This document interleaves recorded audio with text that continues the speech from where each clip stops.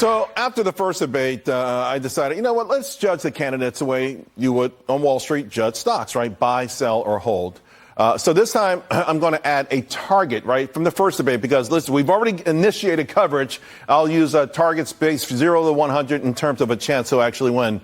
So this time, this is the way I saw it. So DeSantis, again, he came out the gate, in my opinion, a little slow, but he obviously picked up some steam. He really got passionate on education. He's still a buy in my book. His first target was 50. I raised his target to 55. Ramaswamy, listen, he says he's going to put everybody to work except Jay Powell. The TikTok thing, though, I think may come back to haunt him a little bit. TikTok as an advertising platform and keeping the CCP in all of our business, I don't know about that. He's still a buy, but his target went from 50 to 55 to 50. I lowered his target a little bit. Pence is a sell. He didn't move the needle at all. Nikki Haley, listen, she had the best line of the night, right? She covered a lot of ground. Obviously, she's really, really prepared for all of this. She stays at a buy. I raised her target the most, from 45 to 55. I have her and DeSantis right now tied. I like Tim Scott a lot personally. He did have sharper elbows. But, you know, and listen, we love a happy warrior. He just wasn't in there enough. I think, unfortunately, he's a sell at this point. Chris Christie was always a sell for me. He's still a sell. Burgum, I got to tell you, he is so interesting, right? I'm going to say he's a hold for right now. He has some amazing answers. He knows these issues so well. So I think he's a hold. So I've got 3 buys, 1 hold, and I hope they start to narrow this group. Now, I want to bring in one of the best political observers that I know, District Media Group President Beverly Hallberg. All right, first question, Beverly. Who do you think moved the needle the most?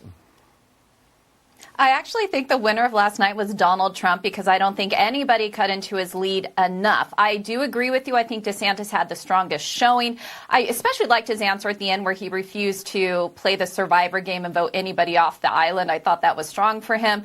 He's not as strong as I would like him to see, but he did well. With Nikki Haley, here was my main issue with her. Thought the first half she did really well. I think she also has great content, but she ended up having those low blows when she said that she feels dumber for listening to Vivek. Right. I don't think that's what you want to do. You can rise above the fray. So for me, I thought she is going to go down a little bit. Vivek will stay the same. I think the rest should be off the island. So you didn't like angry Nikki, witty Nikki. I don't.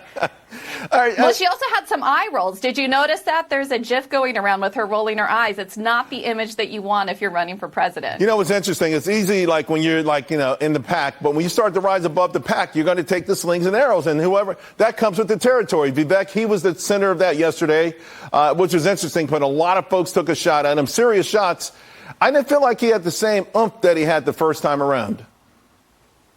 I think the reason for that is he went down a little bit after that first debate, and I think it was because he did come out swinging. So I think he was told, tone it back a little bit. He liked to invoke Ronald Reagan throughout it, saying, hey, we need to have a better demeanor in our debates. And I'm not sure that it worked for him. I think maybe better than the first debate. But I think at the end of the day, he's not going to be the one that people are going to vote for. I think he's too unknown. Yes, he's an outsider, but I don't hear him differentiating himself from Donald Trump either. And that is a big problem, too. What has to happen? You mentioned DeSantis at the top here. What has to happen? It feels like you just can't. You have to do something.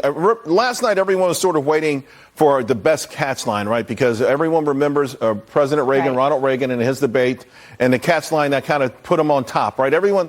What has to happen to say a DeSantis or a Haley or Ramaswamy, who seem to be the 3 with the most potential at this point, to really make them competitive with President Trump? Or is it just a contest for vice president?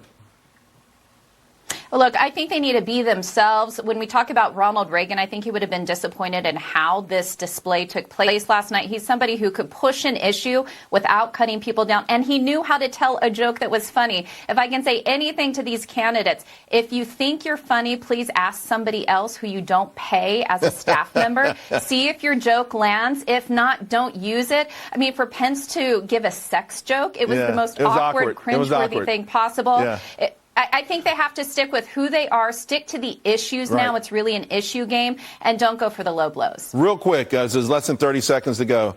I also didn't like that they cram everything into their first answer. They don't really answer the question, and then they get out. These consultants, I felt their fingerprints over this whole thing. Can they just ditch the consultants and be themselves?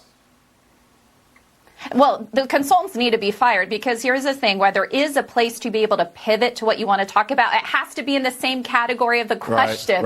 You have to at least stick with Beverly, that topic. They went too far off. It was a mess. All right, Beverly.